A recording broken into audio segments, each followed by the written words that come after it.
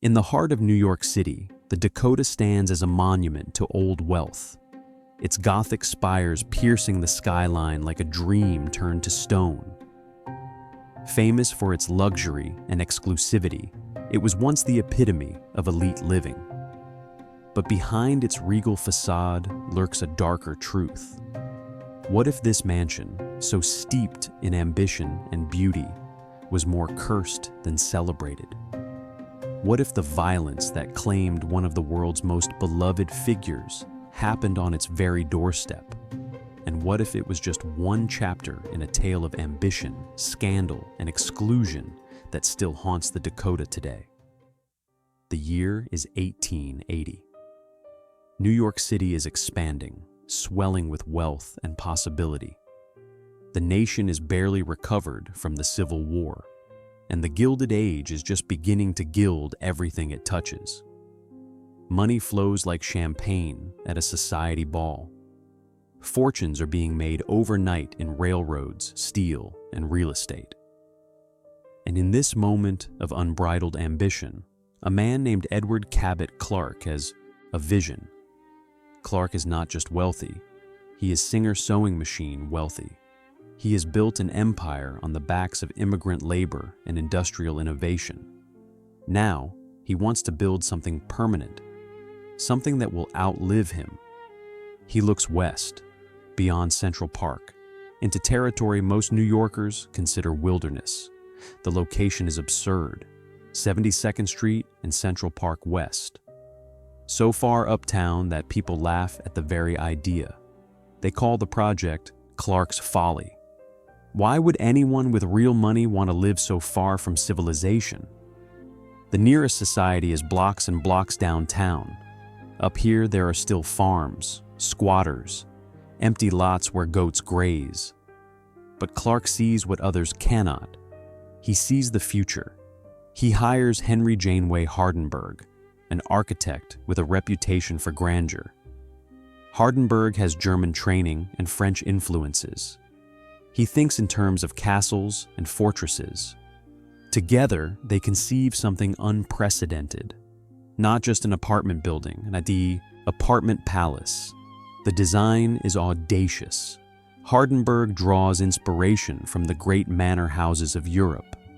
He envisions a building 8 stories high, built around a central courtyard, thick walls, heavy stone, terracotta ornamentation that would make a French chateau jealous, gables and balconies, turrets and bay windows, iron gates that speak of power and permanence. The plan calls for 65 apartments, but these are not apartments as the city knows them. Each unit will span an entire floor in some cases. 15 rooms, 20 rooms, servants' quarters tucked discreetly away, private elevators for the truly elite, fireplaces in every room, mahogany and marble everywhere the eye can see. This is not housing. This is a statement. Construction begins in 1880. The foundation goes deep. Workers dig into Manhattan bedrock. The walls rise thick and heavy. Stone by stone, the Dakota takes shape. It devours money. Clark pours his fortune into the foundation. The building's name becomes part of New York lore. Some say it was called the Dakota because it was so far west it might as well be in the Dakota Territory. Others claim Hardenberg adorned the facade with Native American heads, honoring the American frontier. The truth matters less than the mythology. The name sticks. The Dakota. By 1884, it is complete. It stands alone, a fortress on the edge of civilization. 9 stories of yellow brick and terracotta. The central courtyard creates a protected interior world. The entrance on 72nd Street feels like passing through castle gates. Iron and stone, weight and presence. The Dakota does not invite, it selects. From the beginning, the building demands more than money. It demands pedigree, social standing, the right name, the right connections. Clark establishes rules. Not everyone can buy in. Not everyone is worthy. The co-op board will decide who belongs and who does not. This is the birth of New York's most exclusive address. But it is also the birth of something else, a culture of gatekeeping, of power held by the few over the many, of walls built not just with stone but with social codes. The wealthy come. Of course they come. How could they resist? Artists and industrialists. Old money seeking to preserve its status. New money desperate to buy legitimacy. They fill the Dakota's halls with the sound of silk gowns and society gossip. The building watches. The building remembers. The building keeps its secrets. Inside, life unfolds in carefully controlled luxury. Servants move through hidden passages. Food arrives on dumbwaiters from basement kitchens. The wealthy residents never see the machinery that makes their comfort possible. The building hides its operational reality behind polished wood and painted plaster. The courtyard becomes a private park. Trees grow. Carriages come and go through the archway. The residents walk on marble. They breathe rarefied air. They exist in a world apart, but there is something else, something the residents feel but cannot name. The building is too large, too heavy, too present. Its walls are too thick, its halls too long. At night, the Dakota seems to breathe. Floorboards creak under weight that isn't there. Shadows move in corners where lamplight should reach. The servants whisper. They always whisper. They speak of cold spots in certain rooms, of doors that won't stay closed, of sounds that have no source. The residents laugh. Superstition, nothing more, yet the feeling persists. The Dakota is not just a building, it is a presence. It has weight beyond stone. It has intention beyond architecture. The years pass. The city grows around the Dakota. Central Park fills with trees and pathways. Other buildings rise on the west side. What was once wilderness becomes one of Manhattan's most desirable neighborhoods. Clark's folly becomes Clark's genius. But the building never softens, never welcomes, never yields. The co-op board grows more powerful. They are the gatekeepers, the judges, the executioners. To be rejected by the Dakota board is to be marked as unworthy. To be accepted is to join New York's true aristocracy. They reject actors, too undignified. They reject businessmen, too common. They reject anyone whose money is too new, too loud, too visible. The Dakota wants quiet wealth, invisible power, names that whisper rather than shout. And so, the building cultivates its own mythology. It becomes more than an address. It becomes an idea, a symbol of everything New York aspires to be. Refined, exclusive, beautiful, untouchable. But symbols have shadows, and the Dakota's shadow is long. By the early 20th century, the building has witnessed a generation of New York's elite. It has seen fortunes made and lost, marriages arranged and dissolved, children born into privilege and raised in isolation. The Dakota knows all of it. The building forgets nothing, and beneath the surface, something is building. Some darkness that the thick walls cannot contain. Some truth that the beautiful facade cannot hide. The Dakota has learned to take. It takes money. It takes dignity. It takes the lives of those who serve it. Because every great building demands sacrifice. Every monument requires blood. But all of that is hidden, still hidden. The world sees only the beauty, the grandeur, the impossible luxury of it all. That blindness cannot last forever. The Dakota enters the 20th century as New York royalty, but royalty, like all things built on exclusion, carries rot in its foundation. The building's co-op board becomes legendary for its cruelty. This is not the polite rejection of a country club. This is systematic, calculated gatekeeping designed to maintain a very specific vision of who deserves to live among the elite.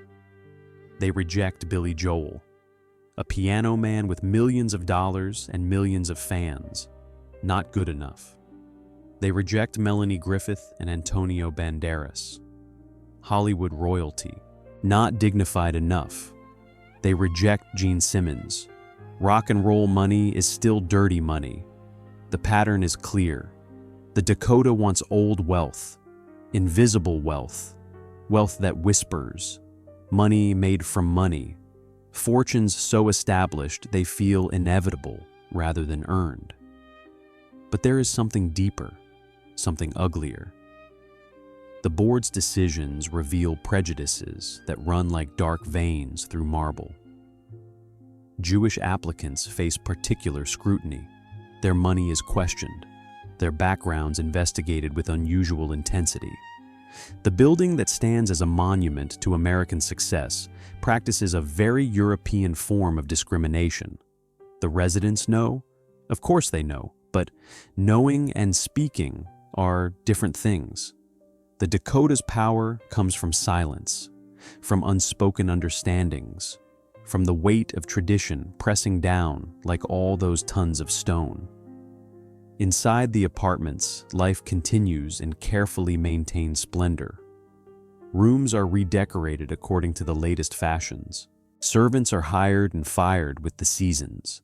Society pages chronicle the comings and goings of the Dakota's most prominent residents. But the servants see what the society pages do not. They see the loneliness, the emptiness, the way vast apartments echo with the absence of genuine human connection. They see marriages maintained for appearance, children raised by nannies while parents attend endless social obligations. They see the cost of belonging. The building itself ages, but slowly. Stone does not wrinkle. Iron does not tire. The Dakota's facade remains as imposing in 1930 as it was in 1884. But inside, things are changing. The apartments require constant maintenance. Pipes corrode, wiring frays. The invisible systems that make luxury possible begin to fail. The building demands attention. It demands money. It demands constant care. Like a living thing, it consumes resources and energy. The residents pay, they always pay, because to let the Dakota decay is unthinkable. The building must remain perfect, must remain powerful, must remain. Through the Depression, the Dakota survives. While other grand buildings fall to bankruptcy, the Dakota endures. Its residents have the kind of money that weathers economic collapse. Old money, safe money, money hidden in trusts and offshore accounts. But the building feels the tension. The city around it struggles. Bread lines form blocks away. Men sell apples on street corners. And inside the Dakota, champagne still flows. Dinner parties still glitter. The gap between inside and outside grows wider. Some residents begin to notice the stares, the resentment. Walking into the Dakota's courtyard feels like entering enemy territory. The building's walls, once symbols of status, begin to feel like fortifications against a hostile world. The 1960s arrive with cultural earthquakes. Everything is changing. Youth culture explodes. Rock and roll fills the streets. Protests and demonstrations become daily occurrences. The old order is crumbling, and the Dakota, that monument to the old order, begins to feel like a relic, a dinosaur, something out of time. But then something unexpected happens. Artists discover the building. Not traditional society artists, real artists, musicians, actors, writers, people with new money and new ideas. They see the Dakota not as a symbol of tradition, but as a canvas, a space to inhabit and transform. The co-op board resists. Of course they resist. But economics are shifting. The old money families are dying out. Apartments need to be filled. And these new applicants have real money, serious money, money the building needs. Slowly, reluctantly, the Dakota begins to change. Leonard Bernstein moves in, a composer, a conductor, Jewish, everything the old board would have rejected. But times are different now. The building must adapt or die. More artists follow. The Dakota becomes fashionable in a new way. No longer just old wealth. Now it is cultural capital, creative capital. The building's mythology shifts. It becomes the place where art and money meet, where genius can buy status. But the old prejudices do not disappear. They simply become more subtle, more sophisticated. The board still rejects, still judges, still maintains its power to decide who belongs, and the building watches, always watching. The Dakota has survived by adapting, by taking what it needs from whoever can provide it, old money or new money, traditional families or artistic rebels. The building does not care. It only cares about its own survival. By the 1970s, the Dakota houses an eclectic mix. Society matrons who remember the 1890s live next to young actors fresh from Broadway. Old painters whose work hangs in museums share hallways with rock musicians whose records sell millions. The courtyard sees it all. Limousines and taxi cabs, evening gowns and torn jeans. The building contains multitudes, but it also contains something else, that feeling, that presence. The servants still whisper. The residents still notice cold spots and strange sounds, footsteps in empty hallways, voices with no speakers, the sense of being watched by something that has no eyes. The Dakota's reputation for being haunted grows. Stories circulate. A young girl seen in the halls, the ghost of a worker who died during construction. Residents report feeling unwelcome in their own homes, as if the building resents their presence. Perhaps it does. Perhaps the Dakota has developed a consciousness, a sense of self. Perhaps all that stone and iron and accumulated history has created something alive, something that remembers, something that judges. The building certainly seems to have preferences. Some residents thrive. They feel embraced by the Dakota, protected. Others struggle. They feel oppressed, suffocated. They move out within months, unable to explain why they can no longer stand to be inside those walls. The Dakota takes and takes. It takes money for maintenance. It takes energy for heating. It takes privacy for security. It takes individuality for conformity. Every resident must bend to the building's will, must accept its rules, must submit to its judgment. And beneath it all, beneath the beauty and the luxury and the carefully maintained facade, there is violence, not yet visible, not yet realized, but building, growing, waiting. The building knows, it has always known, stone holds memory, iron remembers blood. The Dakota has been waiting for its defining moment, the moment when all its accumulated darkness will burst forth, when the world will finally see what the building truly is. That moment is coming. The Dakota can feel it. The residents can feel it. The city can feel it. Something is building toward crisis, toward tragedy, toward the moment when beauty and violence will meet at the building's threshold. The year is 1980. December is approaching, and the Dakota is hungry. John Lennon moves into the Dakota in 1973. He is exactly the kind of resident the old board would have rejected. A rock star, a rebel, a man who declared the Beatles more popular than Jesus, a man who protested wars and sang about revolution. But times have changed, and Lennon has money, real money, millions. the kind of money that makes boards reconsider their principles. He buys into the building with Yoko Ono. They take multiple apartments. They make the Dakota their home, their sanctuary, their fortress against a world that has become too intense, too demanding, too dangerous. Lennon loves the building. He loves its weight, its history, its sense of permanence.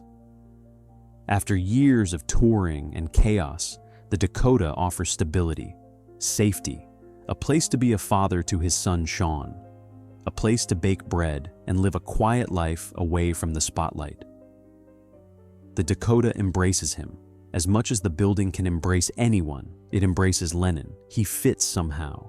His music fills the thick, walled apartments. His laughter echoes in the courtyard. He becomes part of the building's mythology. Other residents learn to live with his fame. Fans gather on the sidewalk outside. They hold vigil. They sing his songs. They wait for glimpses of their idol.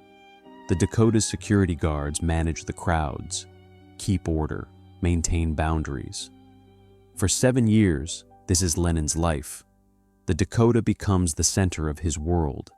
He writes music here, raises his son here, lives here with a peace he has not known since before the Beatles became bigger than music. But peace is fragile. Fame is a curse that cannot be escaped. And the Dakota, for all its walls and gates and security, cannot protect against everything. Mark David Chapman is 25 years old in 1980. He has been obsessed with John Lennon for years, obsessed with the Beatles, obsessed with fame and meaning, and the gap between who he is and who he wishes he could be. Chapman reads The Catcher in the Rye over and over. He identifies with Holden Caulfield's rage at phonies, at sellouts, at people who pretend to be one thing while being another.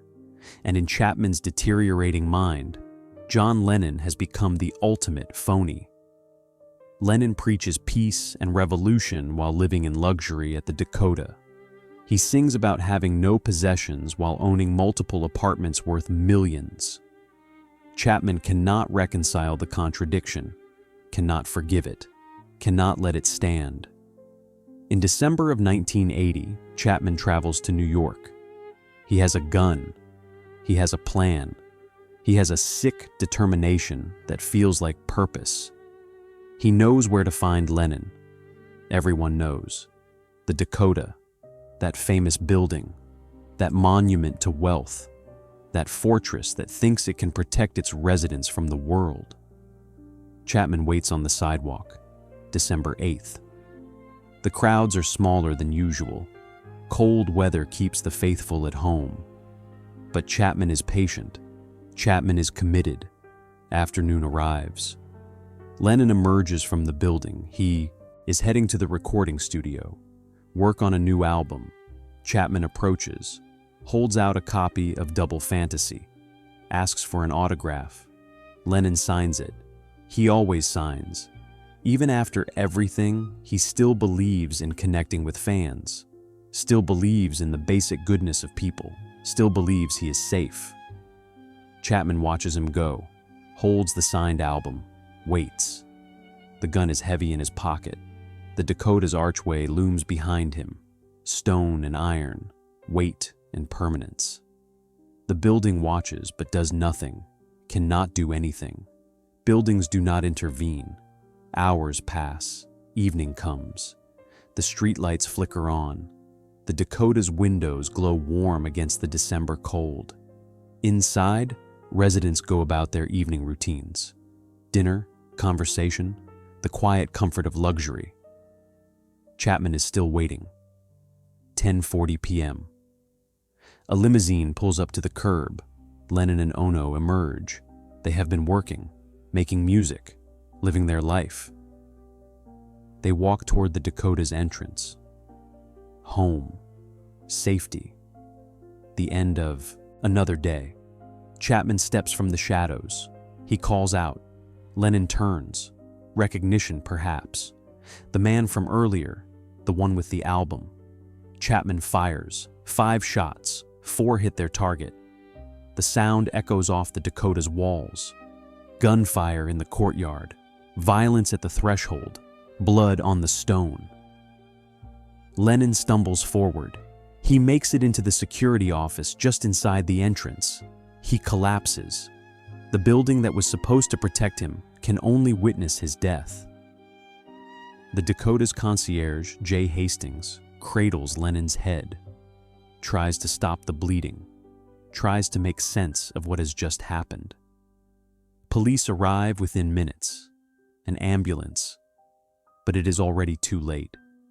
John Lennon is dead before he reaches the hospital.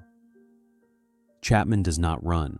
He stands at the scene, removes his coat, sits down on the curb, pulls out his copy of The Catcher in the Rye, and begins to read, waiting for the police to arrest him, waiting for his moment of fame, waiting to become part of history. The Dakota's courtyard becomes a crime scene. Police tape, evidence markers, blood on the pavement where one of the world's most beloved figures fell. The building's entrance, that grand archway meant to welcome the elite, is now marked by murder. News spreads instantly. Radio broadcasts interrupt regular programming. Television stations scramble to cover the breaking story. By midnight, thousands of people have gathered outside the Dakota. They hold candles.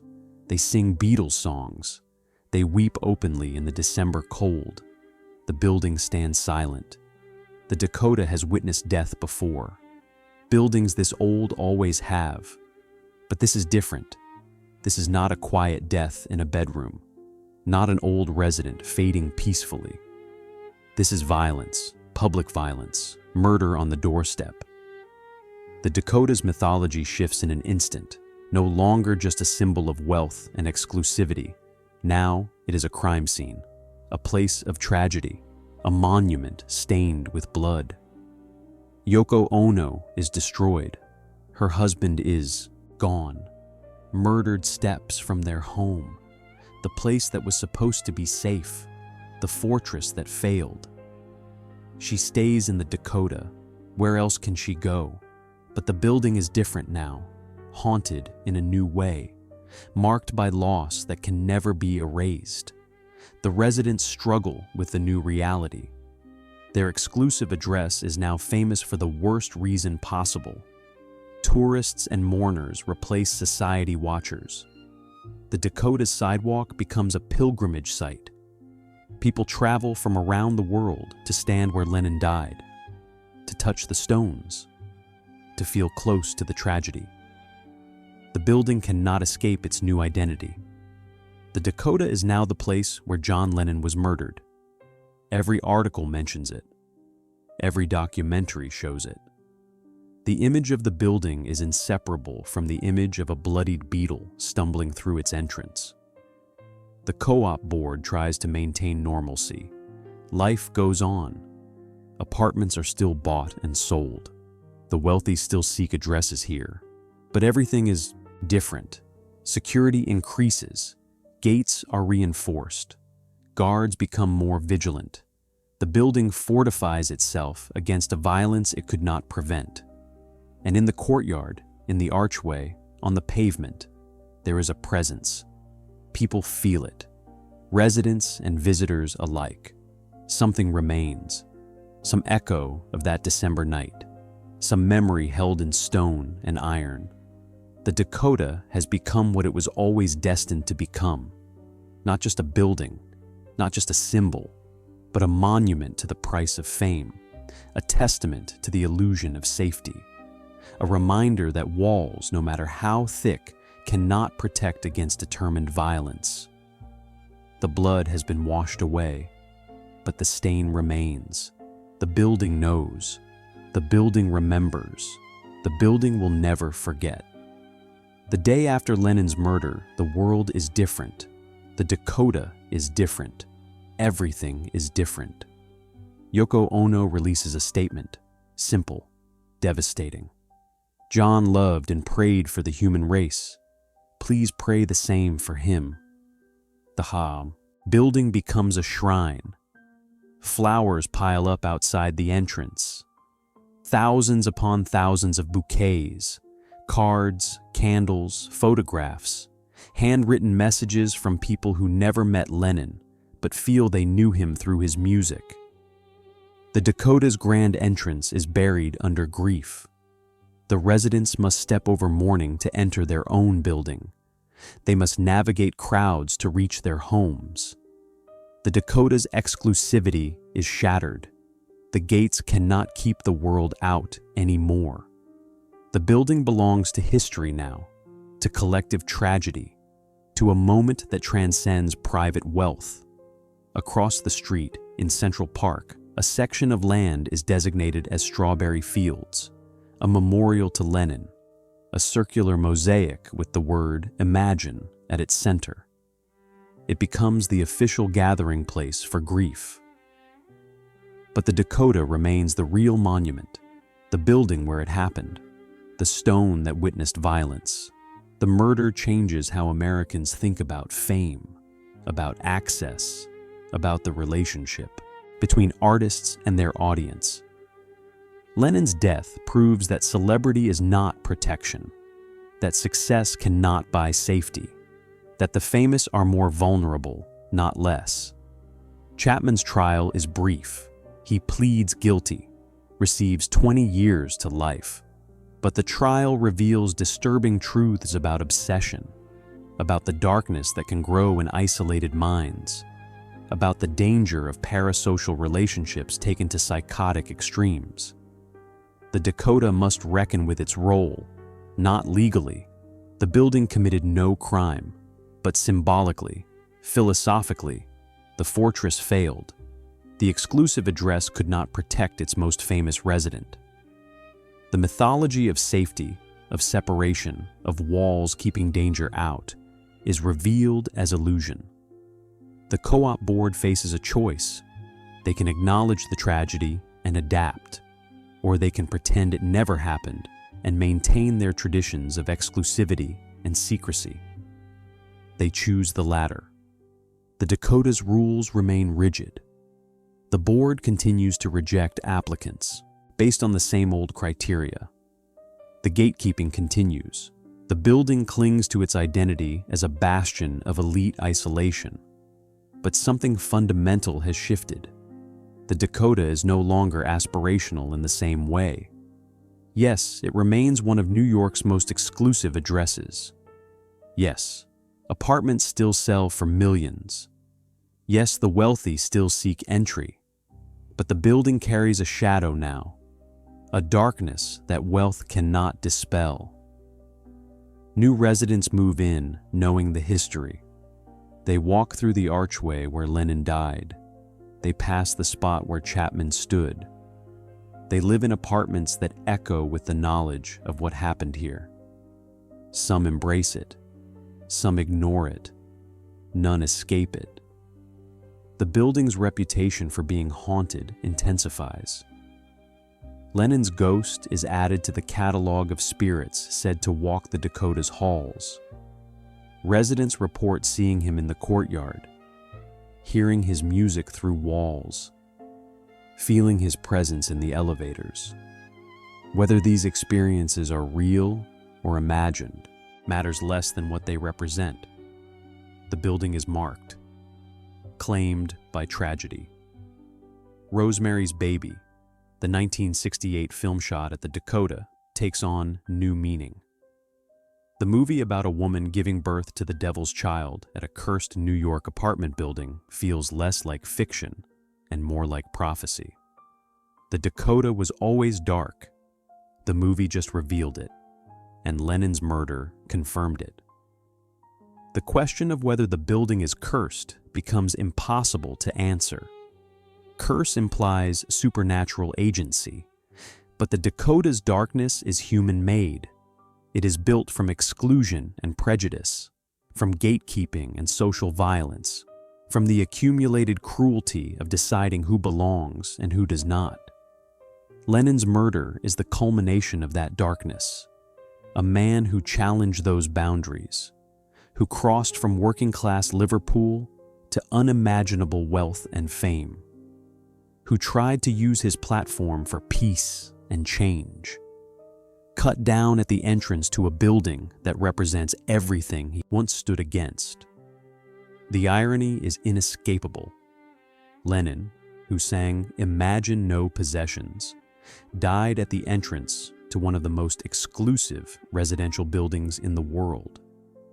The man who preached revolution lived in luxury. The contradiction Chapman could not forgive is the contradiction that Dakota embodies. But Lennon was also human. He deserved to live wherever he chose. He deserved safety. He deserved to grow old with his family. The fact that he lived at the Dakota does not justify his murder, does not explain it, does not make it meaningful. Chapman's violence was senseless. The Dakota could not prevent it. No building could have. No amount of security. No thickness of walls. Because the danger came from a sick mind and a legal gun. From a culture that creates lonely, angry men and gives them weapons. The Dakota stands. Decades pass. The building ages slowly. Stone endures. Iron persists. The structure requires constant maintenance. Millions of dollars poured into preservation.